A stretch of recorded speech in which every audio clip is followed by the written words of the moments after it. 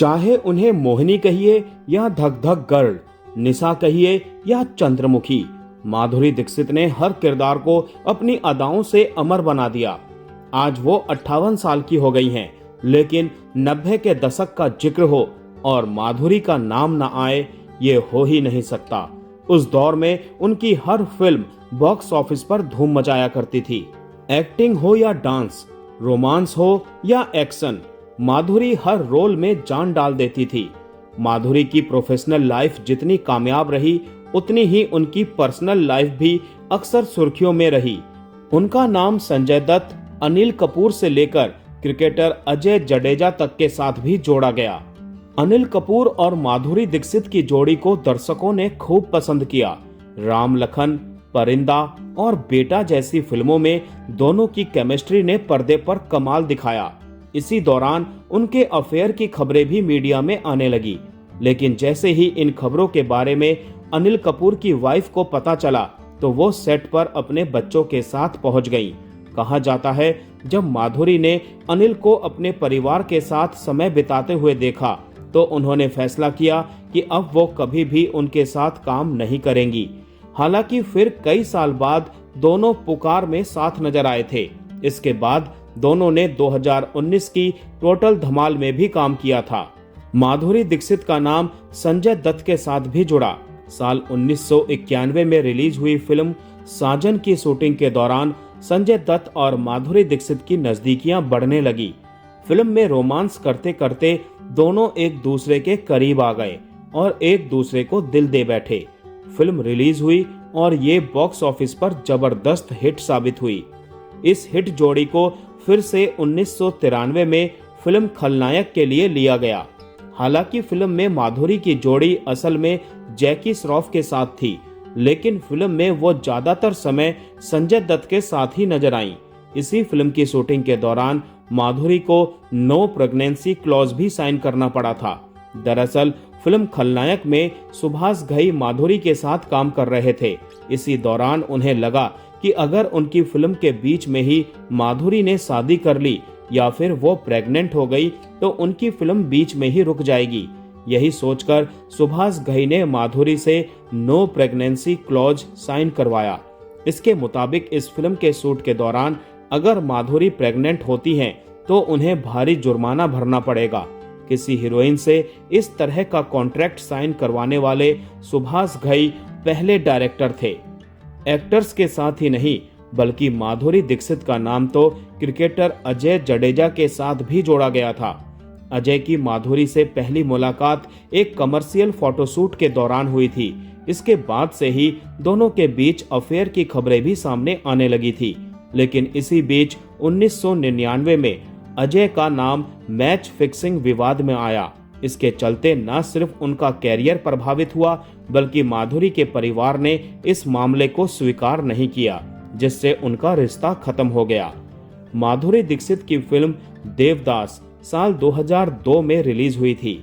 इस फिल्म को संजय लीला भंसाली ने डायरेक्ट किया था। इसमें माधुरी, ऐश्वर्या राय बच्चन, शाहरुख खान और जैकी श्रॉफ नजर आए थे। कहा जाता है कि इस फिल्म के दौरान माधुरी प्रेग्नेंट थी। फिल्म का गाना हम पे ये किसने हरा रंग डाला भी माधुरी ने प्रेगनेंसी के दौरान ही शूट किया था। इस फिल्म की स्क्रीनिंग के दौरान माधुरी डॉक्टर नेने के साथ पहुंची थी, जो अब उनके पति भी हैं। माधुरी के पिता शंकर दीक्षित कम उम्र में ही उनकी शादी करवाना चाहते थे। इस सिलसिले में उन्होंने कई लड़के देखे। इनमें ही नामी सिंगर सुरेश वाडकर भी शामिल थे।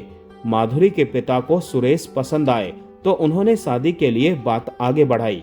जब माधुरी की तस्वीर सुरेश को भेजी गई तो उन्होंने ये कहकर माधुरी से शादी करने से इनकार कर दिया कि लड़की बहुत दुबली पतली है। हालांकि सुरेश माधुरी से 11 साल बड़े थे। आमिर खान हमेशा से ही सेट पर मस्ती मजाक के लिए मशहूर रहे हैं। एक बार उन्होंने कहा कि वो लोगों का हाथ देखकर उनका भविष्य बताने में माहिर हैं। जब यह बात माधुरी दीक्षित को पता चली तो वो तुरंत आमिर के पास पहुंच गई। उस समय दोनों फिल्म दिल की शूटिंग कर रहे थे। माधुरी ने मजाक में अपना हाथ आगे बढ़ाते हुए कहा कि आमिर उनका हाथ देखकर उनका भविष्य बताएं। तभी आमिर ने शरारत में उनके हाथों पर थूक दिया। यह देखकर माधुरी नाराज हो गई और मजाक ही मजाक में हॉकी उठाकर आमिर खान के पीछे दौड़ पड़ी। बचपन से ही माधुरी दीक्षित पढ़ाई में बहुत अच्छी थी, लेकिन जितना लगाव उन्हें पढ़ाई से था उतना ही प्रेम उन्हें डांस से भी था। इसी कारण जब उन्होंने मात्र 3 साल की उम्र में डांस सीखने की इच्छा जताई तो उनके पिता ने उन्हें कथक सीखने के लिए उनका एडमिशन करा दिया। माधुरी की मेहनत और लगन रंग लाई और सिर्फ 8 साल की उम्र में उन्होंने गुरु पूर्णिमा के अवसर पर अपनी पहली स्टेज परफॉर्मेंस दी।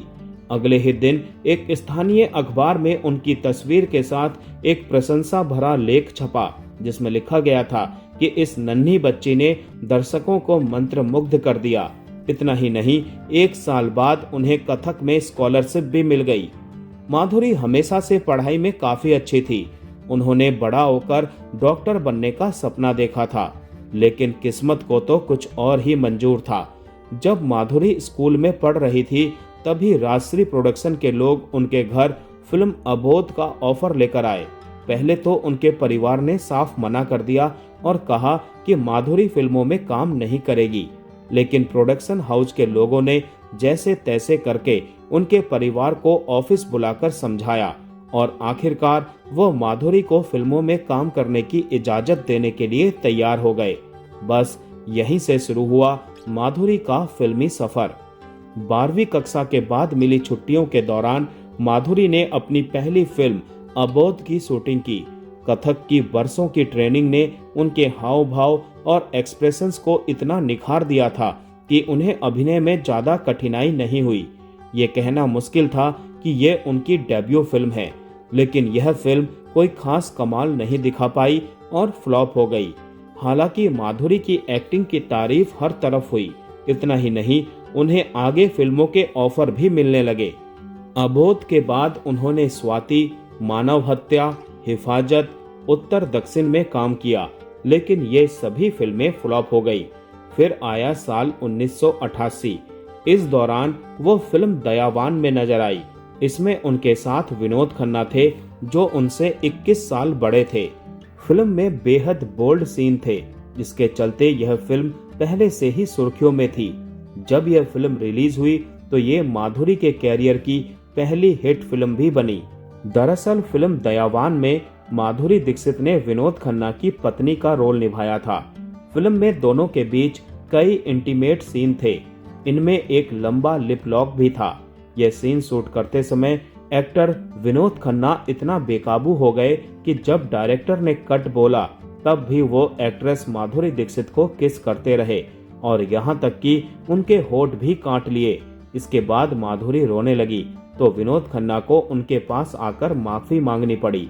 ऐसा भी कहा जाता है कि माधुरी दीक्षित ने उस सीन को फिल्म से हटाने की रिक्वेस्ट डायरेक्टर फिरोज खान से की थी, लेकिन उन्होंने ये कहकर बात टाल दी कि इसके लिए उन्हें 1 करोड़ रुपए दिए गए हैं। एक इंटरव्यू में माधुरी ने कहा था कि मुझे नहीं पता था कि फिल्म में कोई इंटीमेट सीन भी है। अब जब मैं पीछे मुड़कर देखती हूँ तो लगता है कि मुझे उस किसिंग सीन के लिए मना कर देना चाहिए था। शायद उस वक्त मैं डरी हुई थी, लेकिन जब आप इंडस्ट्री में नए होते हैं तो ये नहीं समझ पाते कि आप किसी सीन के लिए ना भी कह सकते हैं। साल 1988 में माधुरी दीक्षित की फिल्म तेजाब रिलीज हुई थी, जो एक सुपरहिट फिल्म साबित हुई। इस फिल्म ने माधुरी दीक्षित को बॉलीवुड की टॉप एक्ट्रेसेस में शुमार कर दिया। खासकर फिल्म का गाना 1 2 3 इतना पॉपुलर हुआ कि जब भी ये गाना सिनेमा घरों में चलता दर्शक खुशी से झूमने लगते और स्क्रीन पर सिक्के फेंकते थे। रंजीत 90 के दशक के पॉपुलर विलेन थे। उस दौर में उनकी नेगेटिव छवि इतनी मजबूत थी कि लोग वाकई में उनसे डरते थे। इसी वजह से जब फिल्म प्रेम प्रतिज्ञा की शूटिंग के दौरान माधुरी दीक्षित को उनके साथ एक सीन करना था तो वो घबरा गई और सेट पर ही रोने लगी थी। एक इंटरव्यू में रंजीत ने बताया कि उस समय माधुरी नई थी। मेरी छवि एक निर्दयी हत्यारे और अभद्र विलेन की बन चुकी थी। लड़के लड़कियां भी मुझसे डरा करते थे। माधुरी ने भी मेरे बारे में सुन रखा था और वो काफी घबरा गई थी। उन्होंने आगे कहा कि हमारे बीच एक जबरदस्ती वाला सीन था जिसे वीरू देवगन कोरियोग्राफ कर रहे थे। सीन में मुझे एक हाथ गाड़ी पर माधुरी के साथ जबरदस्ती करनी थी। मुझे अपने अगले शूट के लिए जल्दी थी, इसीलिए मुझे उनकी मानसिक स्थिति के बारे में पता नहीं था। बाद में मालूम हुआ कि वो कितनी ज्यादा डरी हुई थी। दोस्तों, माधुरी दीक्षित का जन्म 15 मई 1967 को मुंबई के एक मराठी ब्राह्मण परिवार में हुआ। पिता शंकर दीक्षित पेशे से इंजीनियर थे और मां स्नेहलता दीक्षित एक गृहिणी होने के साथ शास्त्रीय नृत्य और गायन में अच्छी खासी दिलचस्पी रखती रही हैं।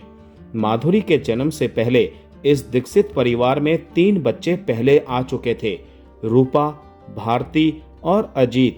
माधुरी अपने 4 बहन भाइयों में सबसे छोटी हैं। माधुरी जब 17 साल की हुई तो उनकी प्रतिभा को निर्देशक गोविंद मुनीस ने देखा। उनकी मुलाकात ताराचंद बड़जात्या और उनके पुत्र राजकुमार बड़जात्या से कराई। बस कुछ ही देर बाद वो उनकी फिल्म अबोध की नायिका बन चुकी थी। हिरेन नाग के निर्देशन में बनी अबोध में माधुरी गौरी नाम की युवती की भूमिका में थी और उनके नायक थे तापस पॉल। राजश्री प्रोडक्शन तब तक दोस्ती, जीवन मृत्यु, उपहार, गीत गाता चल, तपस्या, चितचोर, अखियों के झरोके से और दुल्हन वही जो पिया मन भाए जैसी शानदार हिट फिल्मों के कारण जाना जाता था। लेकिन 1980 के दशक में राजश्री की कई फिल्में कतार से फ्लॉप हो रही थी। अबोध का तो इतना बुरा हाल हुआ कि ये देश भर में ढंग से पूरी तरह प्रदर्शित ही नहीं हो सकी। इससे माधुरी को बहुत दुख हुआ। उसके बाद माधुरी को आवारा बाप, स्वाति, हिफाजत, उत्तर दक्षिण और खतरों के खिलाड़ी जैसे फिल्में तो मिलती गईं, लेकिन उनकी 7 फिल्में कतार से फ्लॉप होती चली गई और इसी से माधुरी बुरी तरह टूट गई। माधुरी संघर्ष के उन दिनों को याद करते हुए कहती हैं कि मैं घर पर बहुत रोती थी, लेकिन माँ ने, मेरी बहनों ने मुझे हिम्मत दिलाई। माँ कहती थी, चिंता मत कर, एक दिन तू जरूर सफल होगी। माँ की बात तब चमत्कार बनकर सच हो गई जब 1988 में उनकी एन चंद्रा की फिल्म तेजाब प्रदर्शित हुई। फिल्म ने सफलता दिलाई। उनकी नृत्य प्रतिभा की सराहना हुई। जब मोहिनी के रूप में माधुरी ने फिल्म के एक गीत 1 2 3 पर डांस किया तो उसके बाद उन्होंने पीछे मुड़कर नहीं देखा। फिल्म में इस गीत और माधुरी के डांस का जादू गजब का था। मुझे वो दृश्य आज भी याद आते हैं जब इस गीत के आने पर थिएटर में बैठे लोग अपनी सीट से उठकर डांस करने लगते थे। कई दर्शक तो नाचते झूमते स्क्रीन के आगे पहुंच जाते और सिक्के, नोट बरसाने लगते थे। इस गाने की वजह से हिंदी ना जानने वालों को भी हिंदी की गिनती याद हो गई थी। बस तेजाब ने माधुरी की किस्मत बदल दी। माधुरी की इस सफलता ने उनका आत्मविश्वास बढ़ा दिया। तब उन्हें विश्वास हो गया कि अब वो आगे बढ़कर ही रहेंगी। तेजाब के साथ उसी बरस उनकी एक और फिल्म दयावान ने भी धूम मचा दी। निर्माता फिरोज खान की इस फिल्म में माधुरी दीक्षित ने गीत आज फिर तुम पे प्यार आया है पर तो ऐसे उत्तेजक दृश्य किए कि माधुरी और भी सुर्खियों में आ गई। माधुरी दीक्षित के जीवन में नया मोड़ तब आया जब 17 अक्टूबर 1999 को उन्होंने अमेरिका में अपने भाई अजीत के घर से ही भारतीय मूल के डॉक्टर श्रीराम माधव नेने से विवाह रचा लिया। उनकी शादी का यह समाचार जब स्वदेश पहुंचा तो बहुतों को हैरानी हुई। अब तो बहुत सी नायिकाएं अपनी शादी विदेश में ही करने लगी हैं। प्रियंका चोपड़ा का नाम भी अब उस सूची में जुड़ गया है। लेकिन तब ना तो ये उम्मीद थी कि माधुरी अपनी सफलता के इस मौसम में यकायक शादी कर लेंगी, वो भी किसी ऐसे व्यक्ति से जो ना फिल्म से है और ना बिजनेस और क्रिकेट जगत की कोई ऐसी हस्ती जो नायिकाओं की शादी के लिए बड़ी पसंद होती हैं। फिर शादी भी विदेश में। हालांकि माधुरी ने कुछ दिन बाद मुंबई लौटकर शादी का रिसेप्शन दिया था, जिसमें महाराष्ट्र के तत्कालीन मुख्यमंत्री वसंतराव देशमुख और शिवसेना प्रमुख बाला साहब ठाकरे सहित अमिताभ बच्चन, दिलीप कुमार, सायरा बानो, श्रीदेवी और बोनी कपूर सहित बहुत से लोग आए थे। माधुरी दीक्षित ने जब शादी की थी तब उनकी उम्र 32 साल थी। शादी के बाद माधुरी ने कुछ दिन मुंबई रहकर अपनी अधूरी फिल्मों की शूटिंग पूरी की। इसके बाद वो फिल्मों से संन्यास लेकर अमेरिका वापस चली गईं, जहां 17 मार्च 2003 को उन्होंने अपनी पहली संतान पुत्र रियान को जन्म दिया। इसके बाद 8 मार्च 2005 को उनके यहाँ एक और पुत्र एरिन का जन्म हुआ। शादी के करीब 7 साल बाद अपना संन्यास त्याग माधुरी फिर से फिल्मों में काम करने के लिए तब भारत लौटी जब यश चोपड़ा ने उन्हें फिल्म आजा नचले के लिए बुलाया। हालांकि जब एरिन को गोद में लेकर माधुरी मुंबई एयरपोर्ट से निकल बाहर पहुंची तो उन्हें पहले किसी ने पहचाना ही नहीं। वो साधारण सा सलवार सूट पहने बिना मेकअप के थी, लेकिन कुछ देर बाद जब उन्हें पहचाना गया तो उनका अपनी कार तक पहुंचना भी मुश्किल हो गया। यूं माधुरी की वापसी वाली फिल्म आजा नचले फ्लॉप हो गई थी। उन्होंने फिर से कुछ समय के लिए फिल्मों से दूरी बना ली, लेकिन सोनी चैनल के टीवी शो झलक दिखला जा के लिए वो 2010 में कुछ समय के लिए फिर मुंबई आईं।